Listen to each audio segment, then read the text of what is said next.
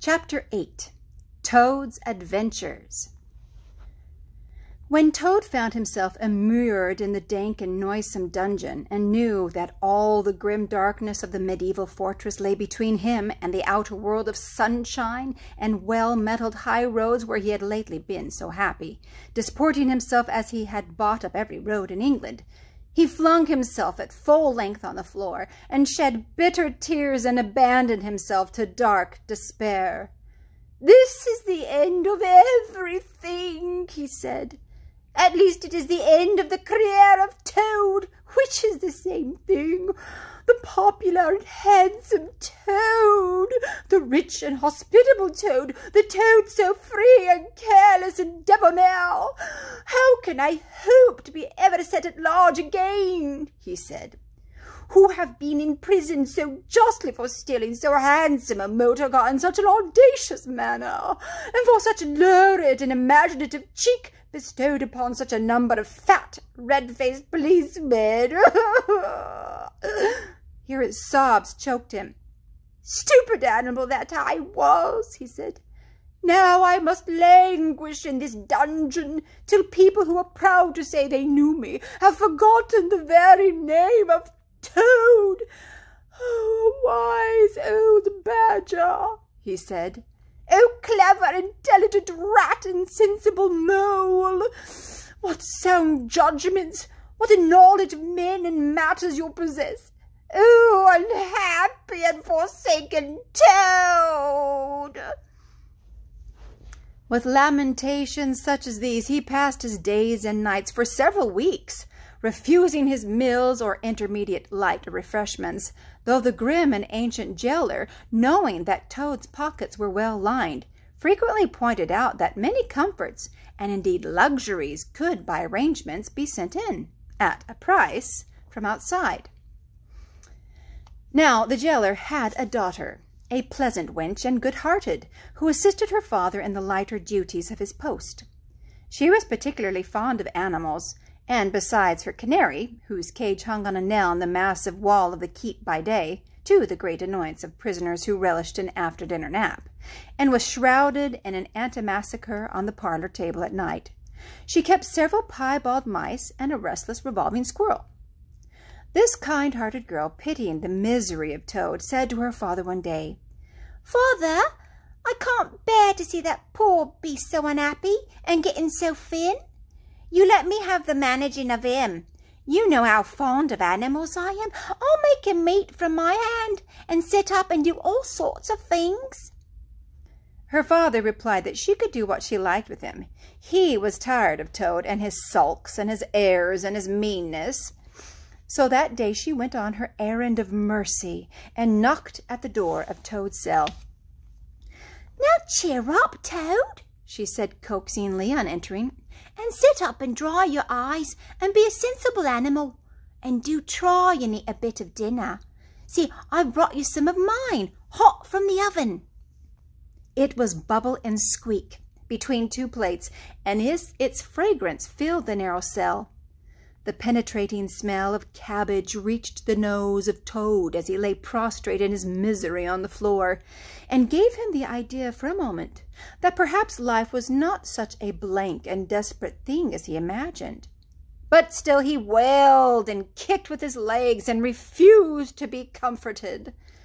So the wise girl retired for the time, but of course a good deal of the smell of hot cabbage remained behind, as it will do, and Toad, between his sobs, sniffled and reflected, and gradually began to think new and inspiring thoughts, of chivalry, of poetry and deeds still to be done, of broad meadows and cattle browsing them raked by sun and wind, of kitchen gardens and straight herb borders and warm snapdragon beset by bees, and of the comforting clink of dishes set down on the table at Toad Hall, and the scrape of chair legs on the floor as everyone pulled himself close to his work.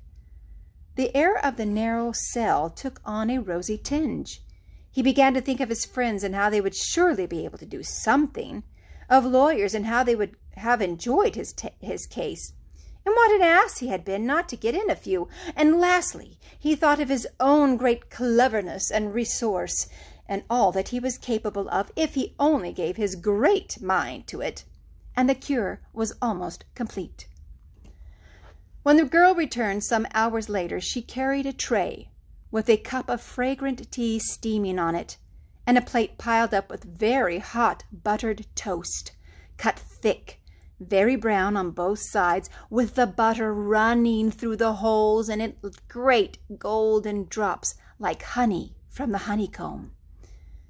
The smell of that buttered toast simply talked to Toad, and with no uncertain voice, talked of warm kitchens, of breakfasts on bright frosty mornings, of cozy parlor firesides on winter evenings when one's ramble was over and slippered feet were propped on the fender, of the purring of contented cats and the twitter of sleepy canaries. Toad sat up on end once more, dried his eyes, sipped his tea, and munched his toast, and soon began talking freely about himself and the house he lived in, and his doings there, and how important he was, and what a lot his friends thought of him.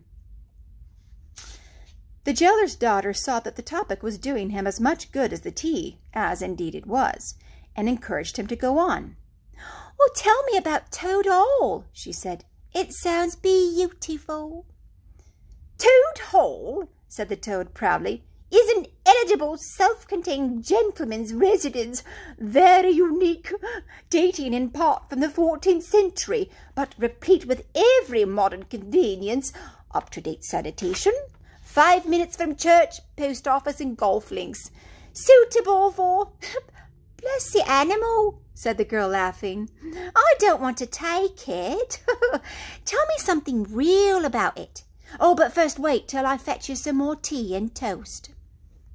She tripped away and presently returned with a fresh trayful, and Toad, pitching into the toast with avidity, his spirits quite restored to their usual level, told her about the boathouse, and the fish pond, and the old walled kitchen garden, and about pigsties, and the stables, and the pigeon house, and the hen house, and about the dairy, and the wash house, and the china cupboards, and the linen presses. Oh, she liked that bit especially. And about the banqueting hall, and the fun they had there when the other animals were gathered round the table, and Toad was at his best, singing songs, telling stories, carrying on generally. Then she wanted to know about his animal friends, and was very interested in all he had to tell her about them and how they lived, and what they did to pass their time. Of course, she did not say she was fond of animals as pets, because she had the sense to see that Toad would be extremely offended. When she had said good night, having filled his water jug and shaken up his straw for him, Toad was very much the sanguine, self-satisfied animal that he had been of old. He sang a little song or two, of the sort he used to sing at his dinner parties, curled himself up in the straw, and had an excellent night's rest and the pleasantest of dreams. They had many interesting talks together after that, as the dreary days went on, and the jailer's daughter grew very sorry for Toad, and thought it a great shame that a poor little animal should be locked up in prison for which seemed to her a very trivial offense. Toad, of course, in his vanity, thought that her interest in him proceeded from a growing tenderness, and he could not help half regretting that the social gulf between them was so very wide, for she was a comely lass, and evidently admired him very much. One morning the girl was very thoughtful, and answered at random, and did not seem to Toad to be paying proper attention to his witty sayings and sparkling comments. "Toad," she said presently, "just listen, please. I have an aunt who is a washerwoman." "Oh, there, there," said Toad graciously and affably. "Never mind, think no more about it. I have several aunts who ought to have been washerwomen." "Do be quiet a minute, Toad," said the girl. "You talk too much. That's your chief fault. And I'm trying to think, and you hurt my head. As I said, I have an aunt who is a washerwoman. She does the washing for all the prisoners in the castle. We try to keep any paying business of that sort in the family, you understand. She takes out the washing on Monday morning and brings it in on Friday evening. This is Thursday. Now, this is what occurs to me. You're very rich, well, at least you're always telling me so, and she's very poor. A few pounds wouldn't make any difference to you, and it would mean a lot to her. Now, I think if she were properly approached, squared, I believe a word you animals use, you could come to some arrangement by which she would let you have a dress and bonnet and so on, and you could escape from the castle as its official washerwoman. You're very like in many respects, particularly about the figure. We are not, said the toad in a huff. I've a very elegant figure for what I am. So has my aunt, replied the girl, for what she is. But have it your own way. You horrid, proud, ungrateful animal, when I'm sorry for you and trying to help you. Oh, yes, that's all right. Thank you very much indeed, said the toad hurriedly. But look here, you wouldn't surely have Mr. Toad of Toad Hall going about the country disguised as a washerwoman? Well, then you can stop here as Toad, replied the girl with much spirit. I suppose you want to go off in a coach and four. Honestly, Toad was always ready to admit himself in the wrong. Oh, you are kind, you are a kind, good, clever girl, he said. And I am indeed a proud and stupid toad. Oh, introduce me to your worthy aunt, if you will be so kind, and I will have no doubt that the excellent lady and I will be able to arrange terms satisfactory to both parties. Next evening the girl ushered her aunt into Toad's cell, bearing his week's washing pinned up in a towel. The old lady had been prepared beforehand for the interview, and the sight of certain golden sovereigns that Toad had thoughtfully placed on the table in full view practically completed the matter and left little further to discuss. In return for his cash, Toad received a cotton print gown, an apron, a shawl, and a rusty black bonnet. The only stipulation the old lady made being that she should be gagged and bound and dumped down in a corner. By this not very convincing artifice, she explained, aided by picturesque fiction which she could supply herself, she hoped to retain her situation in spite of the suspicious appearance of things. Toad was delighted with the suggestion. It would enable him to leave the prison in some style, and with his reputation for being a desperate and dangerous fellow untarnished. And he readily helped the jailer's daughter to make her aunt appear as much as possible the victim of circumstances over which she had no control. "Now it's your turn, Toad," said the girl. "Take off that waistcoat and coat of yours. You're fat enough as it is." Shaking with laughter, she proceeded to hook and eye him into the cotton print gown, arrange the shawl with a professional fold, and tie the strings of the rusty bonnet under his chin. "You're the very image of her," she giggled. "Only I'm sure you never looked half so respectable in all your life before. Now, goodbye, Toad, and good luck. Go straight down the way you came up, and if anyone says anything to you, as they probably will, being but men, you can chaff that a bit, of course, but remember, you're a widow woman, quite alone in the world with a character to lose."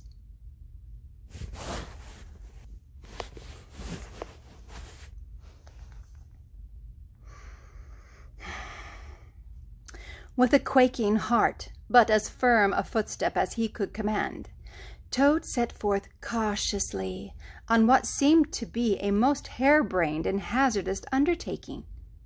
But he was soon agreeably surprised to find how easy everything was made for him, and a little humbled at the thought that both his popularity and the sex that seemed to inspire it were really another's. The washerwoman's squat figure in its familiar cotton print seemed a passport for every barred door and grim gateway. Even when he hesitated, uncertain as to the right turning to take, he found himself helped out of his difficulty by the warder at the next gate, anxious to be off to his tea, summoning him to come along sharp and not keep him waiting there all night. The chaff and the humorous sallies to which he was subjected, and to which, of course, he had to provide prompt and effective reply, formed indeed his chief danger. For Toad was an animal with a strong sense of his own dignity, and the chaff was mostly, he thought, poor and clumsy, and the humor of the sallies entirely lacking. However, he kept his temper, though with great difficulty, suited his retorts to his company and his supposed character, and did his best not to overstep the limits of good taste. It seemed hours before he crossed the last courtyard, rejected the pressing invitations from the last guard-room, and dodged the outspread arms of the last warder, pleading with simulated passion for just one farewell embrace. But at last he heard the wicket gate in the great outer door click behind him, felt the fresh air of the outer world upon his anxious brow, and knew that he was free. Dizzy with the easy success of his daring exploit, he walked quickly towards the lights of the town, not knowing in the least what he should do next, only quite certain of one thing, that he must remove himself as quickly as possible from a neighborhood where the lady he was forced to represent was so well known and so popular a character. As he walked along, considering, his attention was caught by some red and green lights a little way off, to one side of the town, and the sound of the puffing and snorting of engines and the banging of shunted trucks fell on his ears. "Oh," he thought, "this is a piece of luck. A railway station is the thing I want most in the whole world at this moment. And what's more, I needn't go through the town to get it, and shan't have to support this humiliating character by repartees which, though thoroughly effective, do not assist one's sense of self-respect." He made his way to the station accordingly, consulted a timetable, and found that a train, bound more or less in the direction of his home, was due to start in half an hour. "More luck," said Toad, his spirits rising rapidly, and went off to the bookkeeping office to buy his ticket. He gave the name of the station that he knew to be the nearest to the village, of which Toad Hall was the principal feature, and mechanically put his fingers in search of the necessary money where his waistcoat pocket should have been. But here the cotton gown, which had nobly stood by him so far, and which he had basely forgotten, intervened and frustrated his efforts.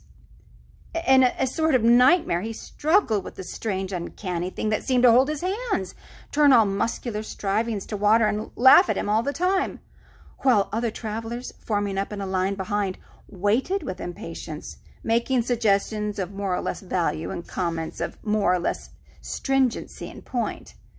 At last, somehow, he never rightly understood how, he burst the barriers, attained the goal, arrived at where all waistcoat pockets are eternally situated, and found not only no money, but no pocket to hold it, and no waistcoat to hold the pocket.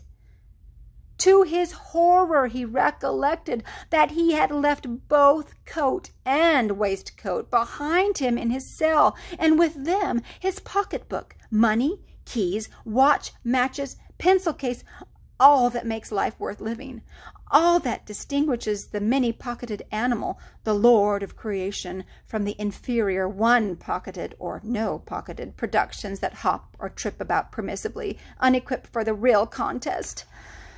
In his misery, he made one desperate effort to carry off the thing, and with a return to his fine old manner, a blend of the squire and the college don, he said, Look here, I found I've left my purse behind. Oh, just give me that ticket, will you? And I'll send the money on tomorrow. I am well known in these parts."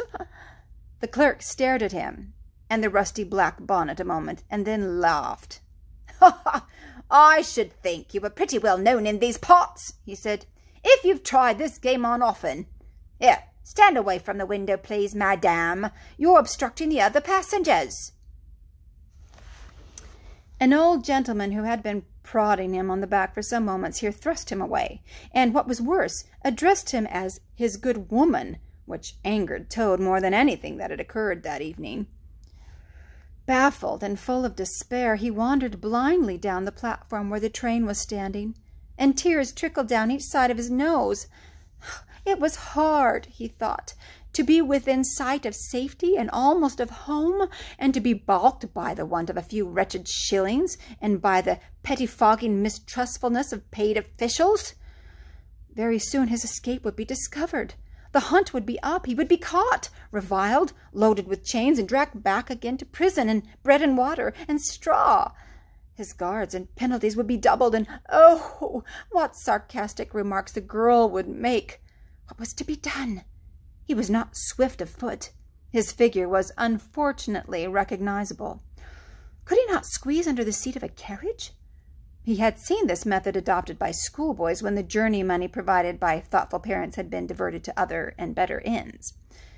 As he pondered, he found himself opposite the engine, which was being oiled, wiped, and generally caressed by its affectionate driver, a burly man with an oil can in one hand and a lump of cotton waste in the other. "Hello, mother," said the engine driver. "What's the trouble? You don't look particularly cheerful." "Oh, sir," said the toad, crying afresh, I am a poor unhappy washerwoman, and I've lost all my money, and can't pay for a ticket, and I must get home tonight somehow, and whatever I am to do, I don't know. Oh dear, oh dear." "That's a bad business indeed," said the engine driver reflectively. "Lost all your money, and can't get home. Got some kids too waiting for you, I dare say." "Any amount of them," sobbed Toad, "and they'll be hungry, and playing with matches, and upsetting lamps, the little innocents, and quarrelling, and going on generally. Oh dear, oh dear." "Well, I'll tell you what I'll do," said the good engine driver. "You're a washerwoman to your trade, you says you? Very well, that's it. And I'm an engine driver, as you may well see, and there's no denying it's terribly dirty work. Uses up a power of shirts, it does, till missus is fair tired of washing 'em. If you'll wash a few shirts for me when you get home and send 'em along, I'll give you a ride on me engine. It's against the company's regulations, but we're not so very particular in these out-of-the-way parts." The toad's misery turned into rapture as he eagerly scrambled up into the cab of the engine. Of course, he had never washed a shirt in his life, and couldn't if he tried, and anyhow, he wasn't going to begin. But he thought, "When I get safely home to Toad Hall and have money again, and pockets to put it in, I will send the engine driver enough to pay for quite a quantity of washing, and that will be the same thing, or better." The guard waved his welcome flag, the engine driver whistled in cheerful response, and the train moved out of the station. As the speed increased and the toad could see on either side of him real fields and trees, and hedges and cows and horses all flying past him, and as he thought how every minute was bringing him nearer to Toad Hall, and sympathetic friends, and money to chink in his pocket, and a soft bed to sleep in, and good things to eat, and praise and admiration at the recital of his adventures and of his surpassing cleverness, he began to skip up and down and shout and sing snatches of song, to the great astonishment of the engine driver, who had come across washerwomen before, at long intervals, but never one at all like this. They had covered many and many a mile, and Toad was already considering what he would have for supper as soon as he got home, when he noticed that the engine driver, with a puzzled expression on his face, was leaning over the side of the engine and listening hard. Then he saw him climb on the coals and gaze out over the top of the train. Then he returned and said to Toad, "It's very strange. We're the last train running in this direction tonight, yet I could be sworn that I heard another following us." Toad ceased his frivolous antics at once. He became grave and depressed, and a dull pain in the lower part of his spine, communicating itself to his legs, made him want to sit down and try desperately not to think of all the possibilities. By this time the moon was shining brightly, and the engine driver, steadying himself on the coal, could command a view of the line behind them for a long distance. Presently he called out, "I can see clearly now. It's an engine on our rails, coming along at a great pace. It looks as if we're being pursued." The miserable Toad, crouching in the coal dust, tried hard to think of something to do, with dismal want of success. "They're gaining on us fast," cried the engine driver, "and the engine is crowded with the queerest lot of people. Men like ancient warders, waving halberds, policemen in their helmets, waving truncheons, and shabbily dressed men in pot hats. obvious and unmistakable plainclothes, detectives, even at this distance, waving revolvers and walking sticks, all waving and shouting the same thing. Stop! Stop! Stop! Then Toad fell on his knees among the coals, and raising his clasped paws in supplication, cried, "Save me, only save me, dear kind Mr. Engine Driver, and I will confess everything. I am not the simple washerwoman I seem to be. I have no children waiting for me, innocent or otherwise. I am a Toad, the well-known and popular Mr. Toad, a landed proprietor. I have just escaped by my great daring and cleverness from a loathsome dungeon into which my enemies had flung me. And if those fellows on that engine recapture me, it will be chains and bread and water and straw and misery once more for poor, unhappy, innocent Toad." The engine driver looked down upon him very sternly and said, "Now tell the truth. What were you put in prison for?" "It was nothing very much," said the poor Toad, colouring deeply. "I only borrowed a motor car while the owners were at lunch. They had no need of it at the time. I didn't mean to steal it, really, but people, especially magistrates, take such harsh views of thoughtless and high-spirited actions." The engine driver looked very grave and said, "I fear that you have been indeed a wicked Toad, and by rights I ought to give you up to offended justice. But you are evidently in sore trouble and distress, so I will not desert you. I don't hold with motor cars, for one thing, and I don't hold with being ordered about by policemen when I am on my own engine, for another. And the sight of an animal in tears always makes me feel queer and soft-hearted. So cheer up, Toad. I'll do me best, and we may beat them yet." They piled on more coals, shoveling furiously. The furnace roared, the sparks flew, the engine leapt and swung, but still their pursuers slowly gained. The engine driver, with a sigh, wiped his brows with a handkerchief of cotton waste and said, "I'm afraid it's no good, Toad. You see, they are running light, and they have a better engine. There's just one thing left for us to do, and it's your only chance, so attend very carefully to what I tell you. A short way ahead of us is a long tunnel, and on the other side of that the line passes through a thick wood. Now, I will put all the speed I can while we are running through the tunnel, but the other fellows will slow down a bit, naturally, for fear of an accident. When we are through, I will shut off steam and put brakes on as hard as I can, and the moment it's safe to do so, you must jump and hide in the wood before they get through the tunnel and see you. Then I will go at full speed again, and they can chase me if they like, for as long as they like and as far as they like. Now mind, and be ready to jump when I tell ya." They piled on more coals, and the train shot into the tunnel, and the engine rushed and roared and rattled, till at last they shot out at the other end into fresh air and the peaceful moonlight, and saw the wood lying dark and helpful on either side of the line. The driver shut off steam and put on the brakes. The Toad got down on the step, and as the train slowed down to almost a walking pace, he heard the driver call out, "Now jump!" Toad jumped, rolled down a short embankment, picked himself up unhurt, scrambled into the woods, and hid. Peeping out, he saw his train get up speed again and disappear at a great pace.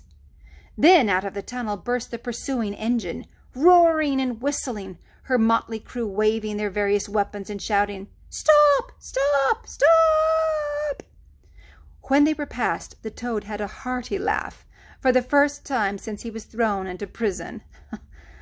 But he soon stopped laughing when he came to consider that it was now very late and dark and cold, and he was in an unknown wood, with no money and no chance of supper, and still far from friends and home, and the dead silence of everything after the roar and rattle of the train was something of a shock. He dared not leave the shelter of the trees, so he struck into the wood with the idea of leaving the railway as far as possible behind him. After so many weeks within walls, he found the woods strange and unfriendly, and inclined, he thought, to make fun of him. Night jars, sounding their mechanical rattle, made him think that the wood was full of searching warders closing in on him, An owl, swooping noiselessly towards him, brushed his shoulder with its wing, making him jump with the horrid certainty that it was a hand, then flitted off, moth-like, laughing its low hoo, hoo, hoo, hoo, which Toad thought in very poor taste. Once he met a fox, who stopped, looked him up and down in a sarcastic sort of way, and said, "Hello, washerwoman. Half a pair of socks and a pillowcase short this week. Ha ha! Mind it don't occur again," and swaggered off, sniggering. Toad looked about for a stone to throw at him, but could not succeed in finding one, which vexed him more than anything. At last, cold, hungry, and tired out, he sought the shelter of a hollow tree, where the branches and dead leaves he made himself as comfortable a bed as he could, and slept soundly till the morning.